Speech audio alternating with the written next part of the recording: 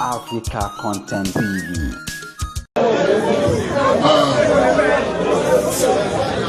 Mi ò fẹ́ sọ̀rọ̀ pẹ̀lú ẹ̀lọ́sàn yìí ṣùgbọ́n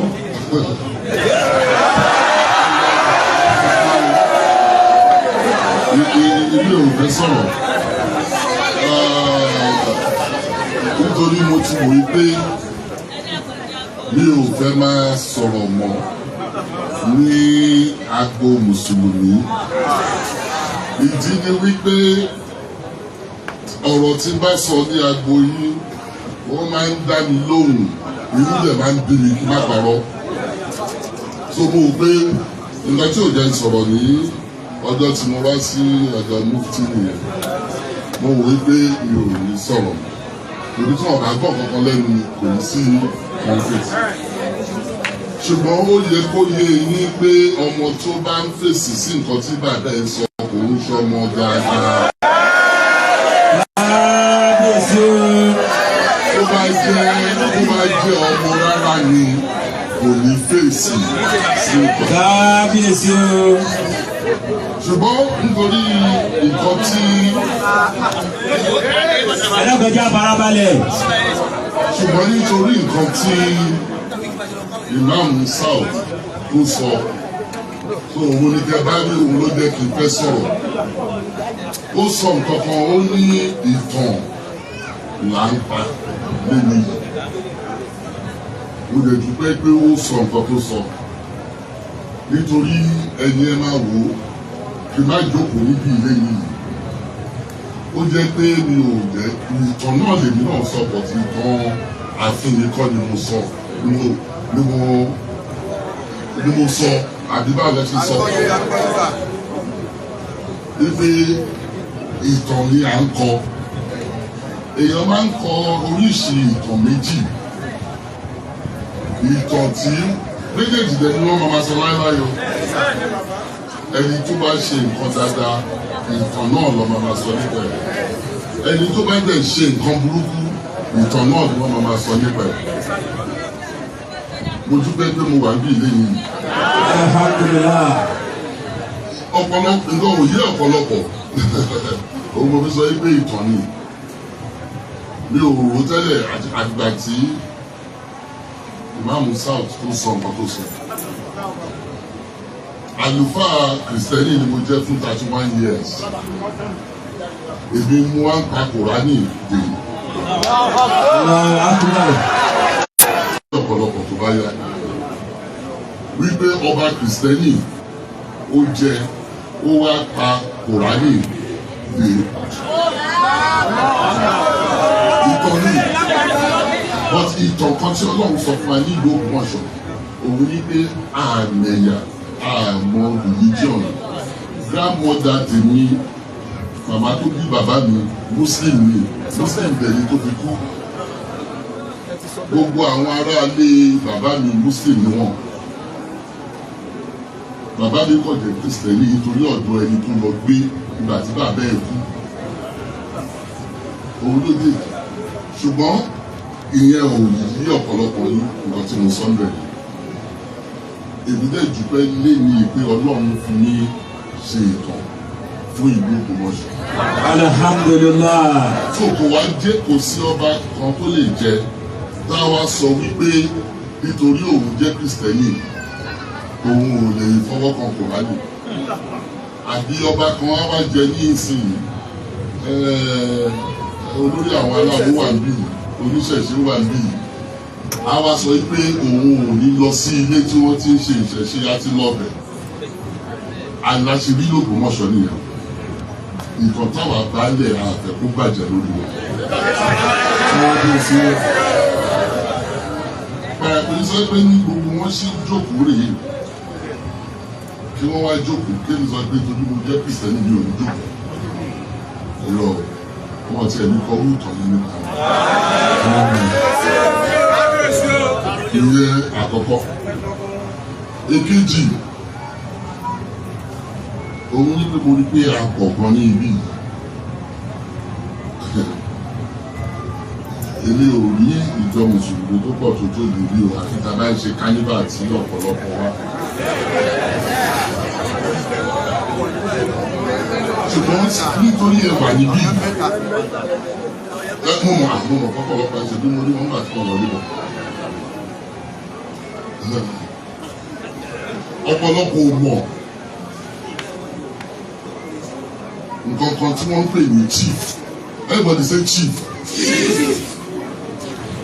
Sọ́dọ̀ bẹ́ẹ̀ olóyè olóyè ló jẹ́ chief. olóyè ló jẹ́ chief. Ṣé ní àárín àgbò tó wà ní ìjókòó yìí? À ń pe àárín àgbò ní IG. Àgbóyè. À ń pe àárín àgbò ní kí ni? High chief. The only place. Ṣé n gbọ́ dáadáa? Àgbóyè. Translate now. Wọ́n ní The only place. àyè lásán ọ̀nà kan ṣoṣo.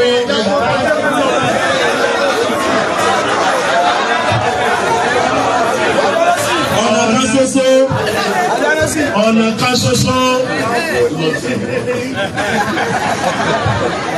Ibì kan ṣoṣo. Ọ̀nà kan ṣoṣo. Ibì kan ṣoṣo. Ibì kan ṣoṣo. Tí ó ń fúnyàn ní kí ni mo pè é? Chief. Òun ni ààfin.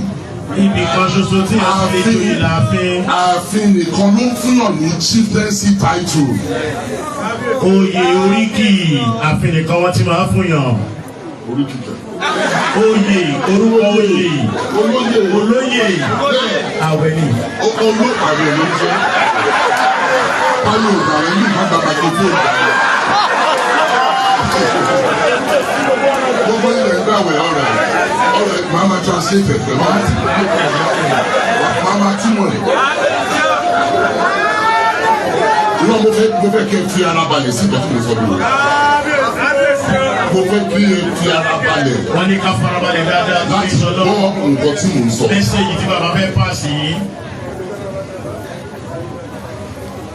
Mo sọ nǹkan kan tí wọ́n dá mi lóhùn. Mo tún fẹ́ sọ èdè a máa dá odò yí padà sí orísun. Odò yìí a máa dá padà sí orísun. But kí ló dé tí a ní fẹ́ kí a dá odò padà sí orísun? Ìgbà tó bá ń tábà rí pé odò yìí ibi tó ń lọ omíyalé ló máa ṣe fún wa. Àgbàlá ìyàṣọ́ kí ló dé tí a ní fẹ́ dá padà sí orísun rẹ̀? Tó bá máa gba ibi tó yẹ fún ìgbà lọ. Nǹkan kan tí mi fẹ́ sọ fún yín o, odò yìí a máa dá padà sí orísun. Ọdún báyìí mọ̀ tó wọ́n sọ. Let them say it. Bí mo ṣe sọ lọ, ààfin nìkan ló ń fúnyàn ní chieftaincy title. Jíjẹ oyè ààfin nìkan ló ti lè jáde wá.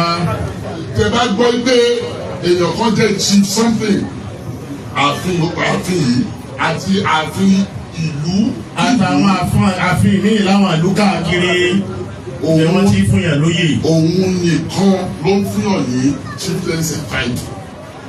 So àrí àgò àti gbogbo àwọn chiefs wa àti gbogbo àwọn olóyè wa kò sọ̀rọ̀ ní. Àti gbogbo àwọn olóyè pátápátá. Àti gbogbo àwọn olóyè pátápátá. Àti gbogbo àwọn olóyè.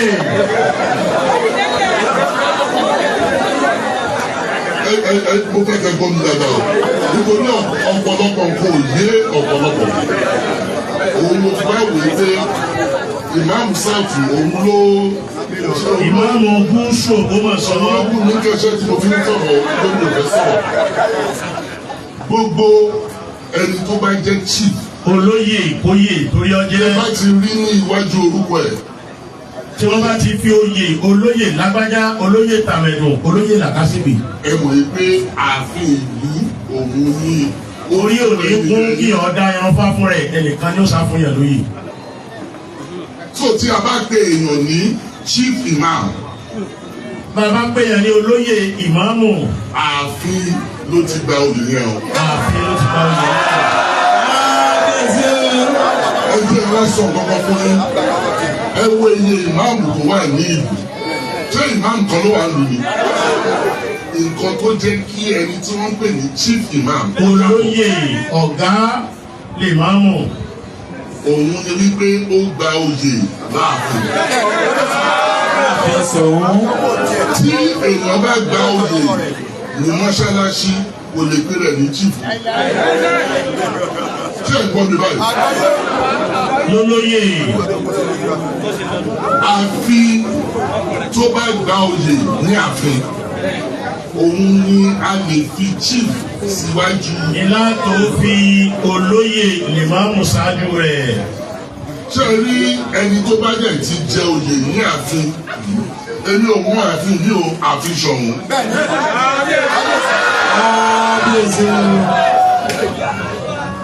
ẹni yẹn ìmọ̀ràn ni o kò yẹ kó máa bú ẹni tí ó fi jẹ oyè. kábíyèsí o. kò yẹ kí ó máa bú ẹni tó fi jẹ oyè. ṣé àgbọ́yé èmi ò ní sọ jù yẹn lọ. ẹ pariwo kábíyèsí kó rí lẹ̀. ṣùgbọ́n nǹkan kan tó dá mi lójú ni mo ṣe mọ̀ pé ilé ọ̀la máa mọ́. orísun omi aláti dá padà sí ibi tí ẹ ṣe gan ni o.